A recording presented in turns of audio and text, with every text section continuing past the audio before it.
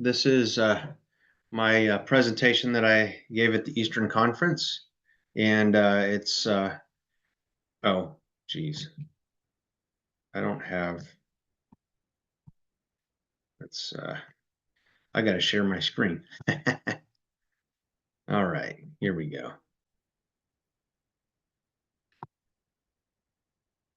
That's better. Is my screen showing up now? Yep. Okay. So good evening. I'm Jason Burnfield, and I'm going through my presentation from the Eastern Conference. Uh, that's being recorded for posterity here. So, and I'm going to be talking about my hydrogen line detection of nearby galaxies using my 3-meter dish, my portable 3-meter dish, and using drift scanning. So, like many of us uh, recent amateurs who've delved into radio astronomy, I got started with hydrogen line detection of the Milky Way. And my particular first attempt was to build a 3 wavelength corner cube reflector antenna. I was kind of drawn to it because it was very simple to build, and I could make it from easily available materials. Um, and it worked very well. I was able to receive hydrogen line spectra from the Milky Way, and I learned where I could get survey data and spectra from professional sources that were open source, were publicly available. And so I was able to compare my results against what the pros were doing, and that was really gratifying, and that's what got me hooked. But then I discovered what extragalactic sources look like. So spiral galaxies in particular, because of the fact that the disk is spinning, gives us a split peak where it takes the single hydrogen line peak and splits it in two because it gets red shifted and blue shifted on opposite sides of the disk. And that just fascinated me. And when I saw that, I thought, I wonder what the minimum system would be to detect M31. And so that's where this project really got started. I was determined to one way or another to detect this in my own backyard. Um, so I was targeting the blue shifted region in particular because actually M31 is somewhat of a distributed source. It's large enough in our sky. It's about 3 degrees on its long axis, and so you have to be a little more specific as to your coordinates that you're observing. You can't just observe the whole thing necessarily. And so I wanted to focus on the blue shifted side, particularly because the blue shifted peak, if you look at the numbers on the horizontal axis here, they're in this is velocity, and it's the Doppler shift of velocity. And so the blue shifted side is up at 520 some kilometers per second approaching us, so it's a negative value. And then the red shifted side is very low. It's down between, say, 75 and 50 kilometers per second. And unfortunately, that area is close enough to the zero mark that the signal that's ever present from the local Milky Way gas that's all around us in every direction, no matter which direction we look, that signal is just going to swamp out and completely bury this red shifted peak. And so I decided to focus on the blue shifted peak as hopefully an easier target to go after.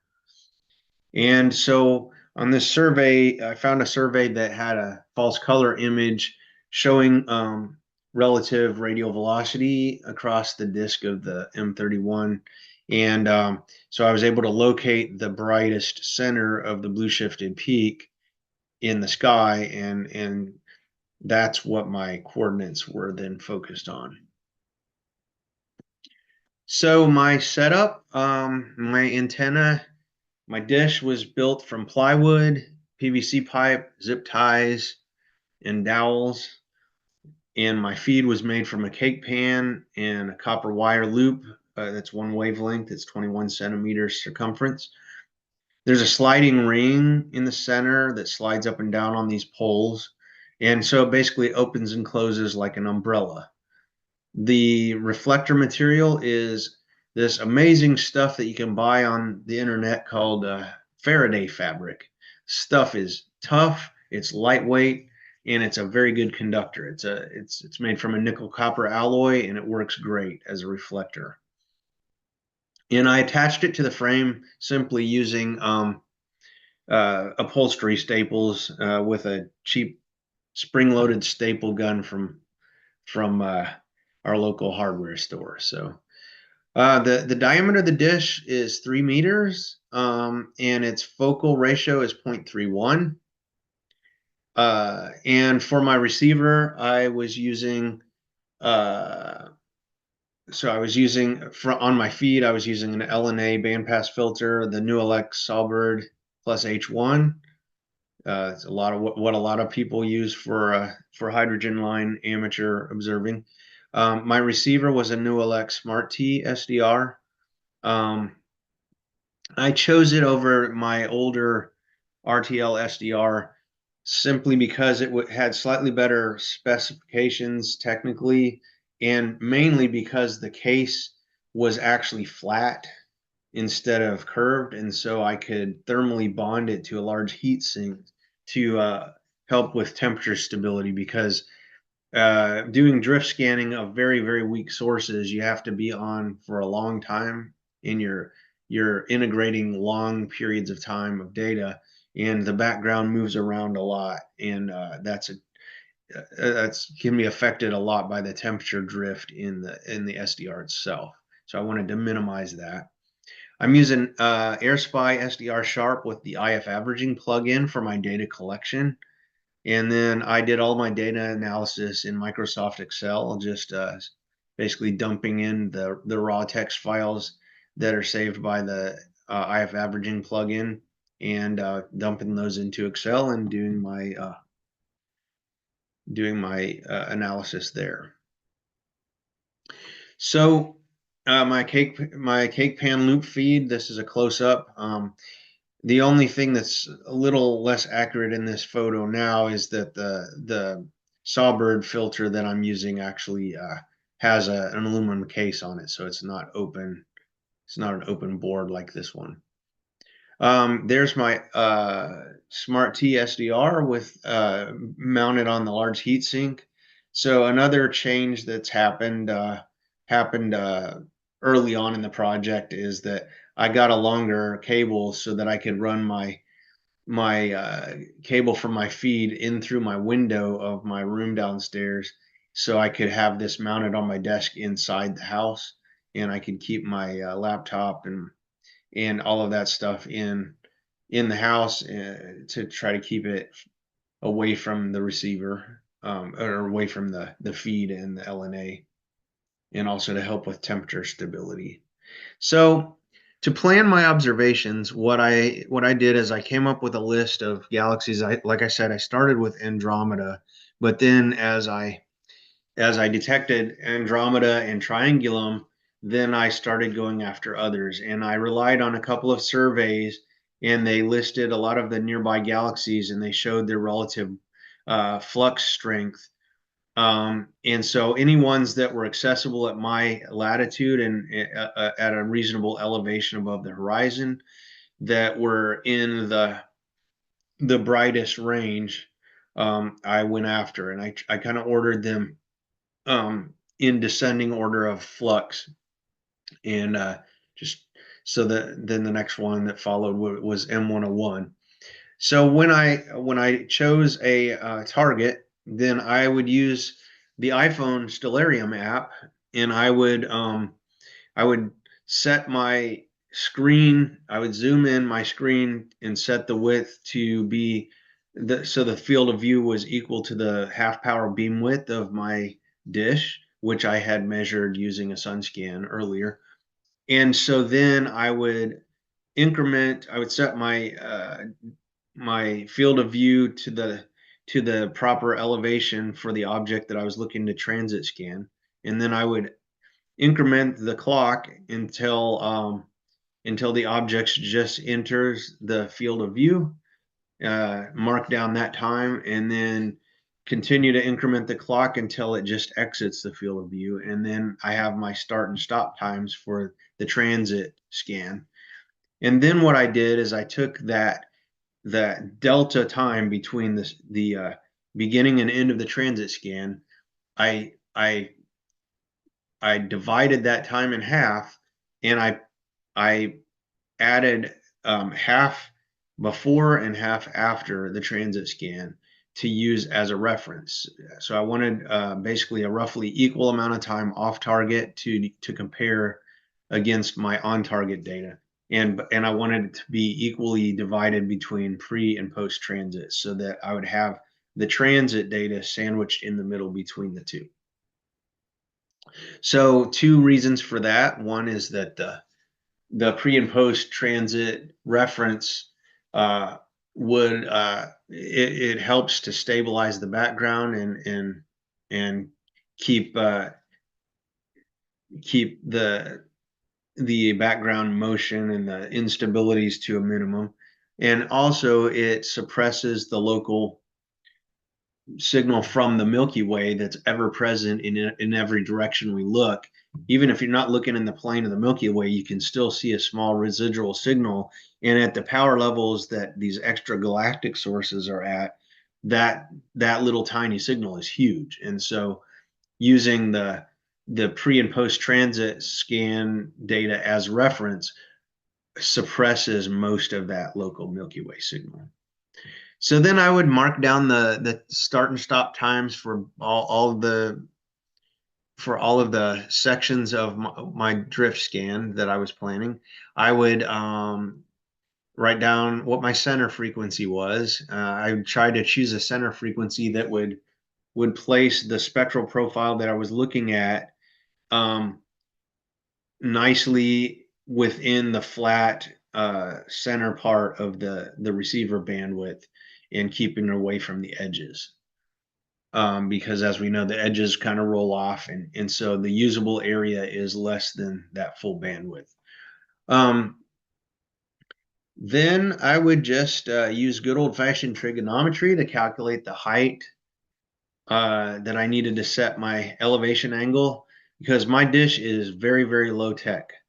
It sits on a tripod that's made from there's a plywood base that it's attached to, or that is actually part of the mechanical design of the dish. And then there are three legs made from 1 foot long steel bolts that are attached firmly to this square base. And so the two front legs are 20 inches in front of the back leg, and so then I have a baseline to do elevation calculations.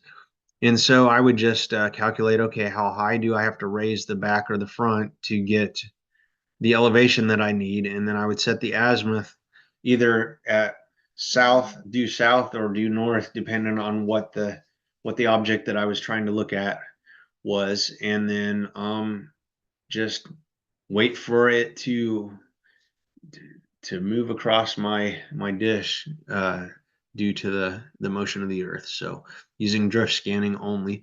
Used bricks and paving stones and plywood to shim my dish to the proper height, and then I tied it down with some other paving stones and looping some nylon cord around some of the screws on the structural ribs to keep it tied down so it wouldn't blow over in the wind. Then I'd start my SDR sharp IF averaging software and set my center frequency up. and choose a file name that was appropriate to the date and the object that I was looking at, and then turn multi-save option on so that it would basically save files about every 5 minutes. And then I would go back after the transits were over, and I would figure out which data files corresponded with the timestamps that I wanted, and then I would apply those. I would write down those numbers that were appended to the end of each of those files to figure out, okay, which files need to be put in which category. Then I would, so here's my dish set up with the low-tech elevation setting and the tie downs in the front yard. Here's just an example of what my settings on the IF averaging plugin were. I was using 128 frequency buckets for my FFT resolution.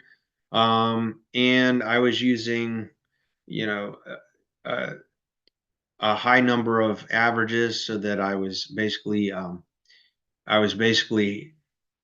capturing a data file every 5 minutes or so. So then the post-processing and data analysis method that I used, I would take and I would dump the data into an Excel spreadsheet. I would correct the frequencies. I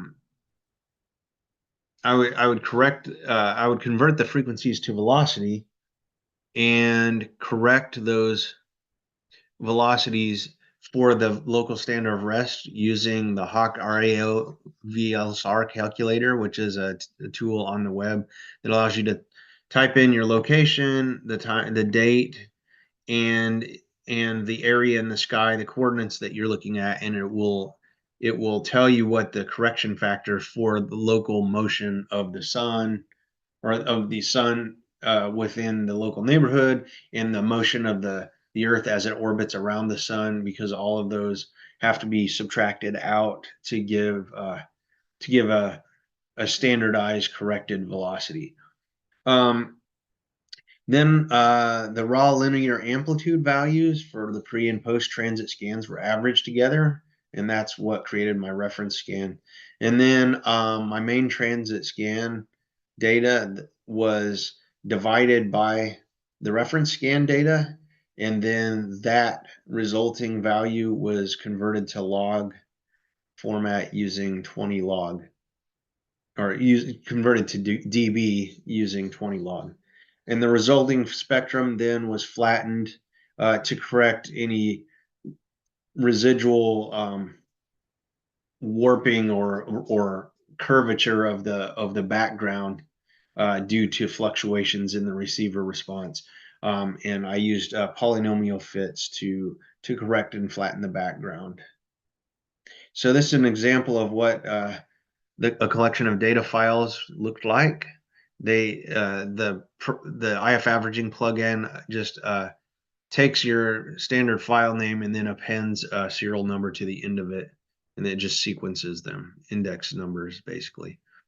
This is what the contents of a typical data file looks like. So it has a date timestamp at the top, the number of averages that were done in that file, and then it has just two columns, frequency and linear amplitude.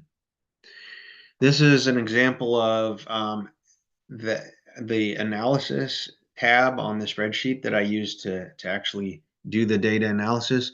So I pull from the raw data and I average all of those values together, and then I do them, do the math to come up with a spectral profile. This is an example of using a second degree polynomial fit, so basically a parabolic fit to flatten the background. The blue is the raw data as it came out, and then the polynomial fit curve is that green curved line, and then when you subtract one from the other, it gives you a nice horizontal profile that's flattened out, and that is what the orange curve is. In this example is my actual M33 scan data. This is another example where I had to use a fifth order polynomial to flatten it. It was a lot more curved. This one was the M101 scan. And again, you can see the blue is the pre-flattened, and then the orange is after flattening. So here's the results, the bottom line. Galaxies detected so far in order of brightness, descending brightness. So M101, or I mean, it's M31, the Andromeda Galaxy, was my first target. And of note, the because it's so edge on from our perspective, the spectral profile is very, very wide. Those peaks are very, very far apart. And so I can't actually fit the entire spectrum in the bandwidth of my receiver. So I am looking at the blue shifted upper half of that two peaked profile. So you're seeing just the blue shifted peak and part of the flat. This is M33. It's a little bit more, it's a little bit less tilted edge on toward from our perspective, so it's narrower in its profile, and I could fit the whole thing nicely within the receiver bandwidth. Here's M101, and then M81, and that big blip in the center is actually the residual signal from the Milky Way that happens to be right in the center at basically at 0 kilometers per second velocity. And then here's NGC 2403, and then M74, and Holmberg 2. And in my full paper, I have my references listed here, but in my full paper, which will be published in the proceedings, there is a lot more detailed description of the design process and building process of the dish and all the iterations I went through to finally get a functioning dish, and how I went about testing the feed, optimizing the position, and it's got a little bit, just some more detail about the whole process. So thank you very much, and I hope this encourages others and inspires others to try this themselves, because we can detect galaxies from our backyard with a small dish. We just have to be very tenacious and stick with it. Thank you.